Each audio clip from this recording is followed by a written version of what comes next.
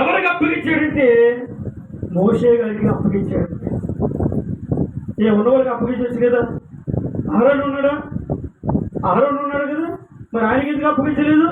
మరి మిరియాం ఉంది, ఆవిడ అక్కలే కదా, అన్నగారు అక్క, పెద్దవాడు ఆయన కన్నా, కానీ చిన్నవాడు వారికన్నా ఎవరు? మోషే.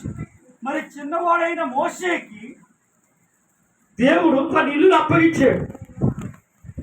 వయసుతో భేదం లేదు. దేవుడి దగ్గరికి వినడానికైనా దేవుని పని చేయడానికైనా వయసుతో ఏమాత్రం కూడా భేదం లేదు. చదువుతో కూడా అర్హత లేదు. బుద్ధి కావాలి. ఏం కావాలి? బుద్ధి కావాలి. అటువంటి బుద్ధి ఎవరికి ఉందంటే మోషేని చూశాడు దేవుడు. మోషేకున్న బుద్ధి ఏంటి తెలుసండి? ఆయన ఎంత ప్రావీణ్యత కలిగినప్పుడు కూడా అక్కడ ఉన్నటువంటి ఐగుప్తుల యొక్క విద్యను, లేకపోతే వారికి ఉన్నటువంటి సమస్త విషయంలో ప్రావీణ్యత కలిగినప్పుడు కూడా ఆయనకున్న బుద్ధి ఏంటి తెలుసా? వాళ్ళ అమ్మ ఉగ్గుపాలుతో నేర్పుతూ వచ్చింది. నాయనా, ఇది మన దేశం కాదు, మన ప్రజలు కాదు, మన ప్రజలు వీరుగో బానిసలుగా ఉన్నారు. వీరిని విడిపించడం కొరకు దేవుడు నిన్ను ఏర్పాటు చేసుకున్నాడు. కానీ నువ్వు వరాలు పుట్టిన ఒక వరపుత్రుడివి కాబట్టి నిన్ను ఈ సమాజంలో ఈ ప్రాంత ప్రజల నుంచి మన యొక్క ఇశ్రాయేలీయులను బయటికి నడిపించడానికి దేవుడు నిన్ను పుట్టించుకున్నాడు.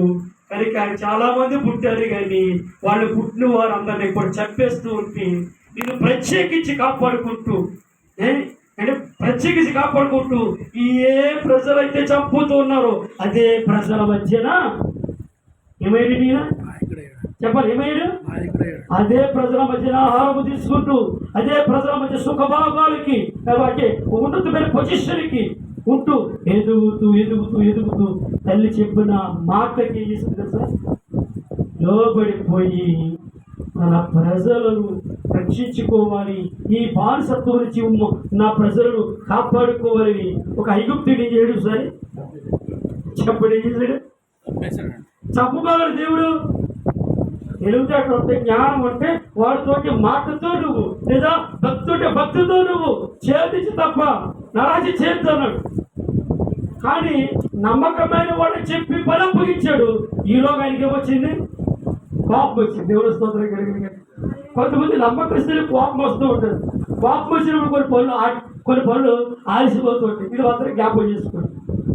నువ్వు నమ్మకస్తుడు, దశభాగం విషయంలో నమ్మకస్తుడు, ప్రార్థన చేసే విషయంలో నమ్మకస్తుడు, పాటలు పాడే విషయంలో నమ్మకస్తుడు, దేవుని మందిరానికి వెళ్ళే విషయంలో నమ్మకస్తుడు, దేవుడి కార్యక్రమాలకి ముందుండి నడిపించేటువంటి అంత నమ్మకస్తుడు. కానీ ఏదో మూల నీకు అడ్డు పెట్టడానికి కోపము నేను చోటు చేసుకుంటుంది. నీలో కోపం చోటు చేసుకుంటుంది. ఈయనకి కోపం వచ్చేసింది. కోపం వలన ఏమొచ్చింది? అక్కడ నరహత్య పెట్టి పాపము చేశాడు.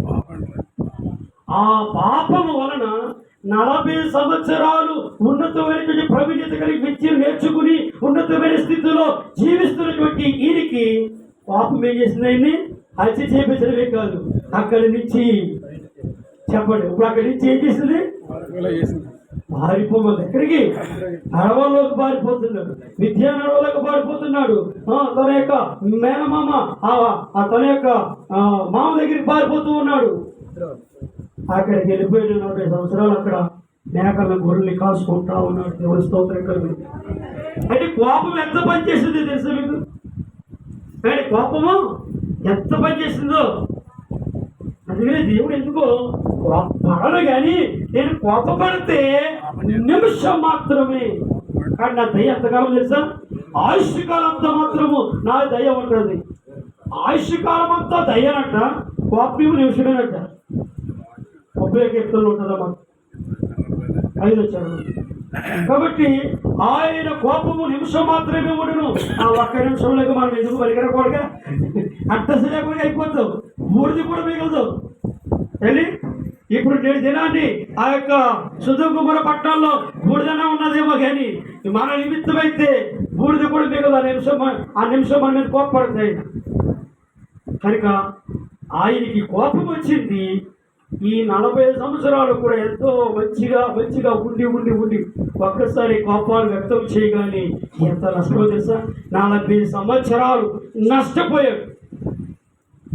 40 సంవత్సరాలు అరణ్యములో మోగవాడి కింద మౌనముగా నత్తివాడి కింద మాట్లాడని వాడి కింద అక్కడ గొర్రెలు కాసుకుంటూ ఉన్నాడు. కోపం అంత ప్రమాదకరమైంది. నేను కూడా నేర్చుకుంటాను దేవుడి స్తోత్రం. నాకు చిన్నప్పుడు తెలుసు, కానీ మోసేని బట్టి నేను ఈరోజు నేర్చుకుంటూ ఉన్నా. కోపము చాలా ప్రమాదం. భర్త భార్య మీద కోపగించిన, భార్య భర్త మీద కోపగించిన, వాళ్ళ మధ్యకి సాతాను రాయనంత వరకు ఉంటే మంచిదే. సాతానుగా వచ్చి అంతవరకు ఉంటే ఎంత ప్రమాదం అంటే నీ కుటుంబము చిన్నాభిన్నమైపోతుంది, ముక్కు చెక్కలైపోతుంది. దాన్ని ఒక గాజు ఈ రోజు పగిలిపోతే అతికించేంత టెక్నాలజీ ఉంది, కానీ ఒక మనిషి మనసు ఇరిగిపోతే దాన్ని మరలా కట్టడానికి ఏ టెక్నాలజీ లేదు. ఒక మనిషి యొక్క మనసు ఇరిగిపోతే ఆ మనసుని కట్టడానికి ఏ టెక్నాలజీ కూడా లేదు. నాకు ఒక్కరు వద్దు, నువ్వు నాకు వద్దు, ఆ విడగొట్టుకోవాలి, నీకు సంబంధం వద్దు, మాట్లాడుకో అంటే మనసు ఇరిగిపోయినప్పుడు, మనిషి మనసు ఏమైపోతుందంటే కురిగిపోయినప్పుడు వచ్చే మాట ఆ కోపం, అంత కోపం ఎప్పుడైతే ఒక ఇంట్లో చోటు చేసుకుంటుందో ఆ ఇంటి మీద అధికారిగా అపవాదం ఉంటాడు. ఇది మర్చిపోదు. అపవాది నీ ఇంటి మీద అధికారిగా ఉంటే ఎప్పటికీ నీ ఇంటిలో వెలుతురు కలగనివ్వడాడు. ఎప్పటికీ నీ ఇంటిలో వెలుతురు కలగనివ్వడు. ఒకరోజు మోషేకి మళ్ళా ఆరోగ్యమైన వెలుతురు కలుగుతుంది. అక్కడ అగ్ని పొదలోంచి అగ్ని పడుతూ ఉంది, స్వరం వినపడుతూ ఉంది మోషేకి. అక్కడ అగ్ని కాలుతూనే ఉంది, పొద మాత్రం అది కాలిపోలేదంట. పొదలో అగ్ని పడుతుంది కానీ పొద మాత్రం కాలిపోతలేదు. ఆ పొదలోంచి మాట్లాడుతున్నాడు దేవదేవుడు. మోషే మోషే అన్నాడు. పారిపోయావు కదా. అవునయ్యా పారిపోయి. ఎందుకు పారిపోయి తెలుసయ్యా, ఈ 40 సంవత్సరాలు ఏం నేర్చుకున్నావు? నోరు మూసుకున్నట్టే మంచిదని నేర్చుకున్నాను. దేవుడు స్తోత్రం కలుగుగాక. నోరు మూసుకున్నట్టే మంచిది అనుకున్నాను. నువ్వెత్తా అని మీదకెళ్ళి వాడు చెప్పిన తర్వాత ఈ 40 సంవత్సరాలు నేను నేర్చుకున్నది ఏంటంటే మౌనంగా ఉంటే గొప్ప విషయమని నేర్చుకున్నాను. దేవుడు స్తోత్రం కలుగుగాక.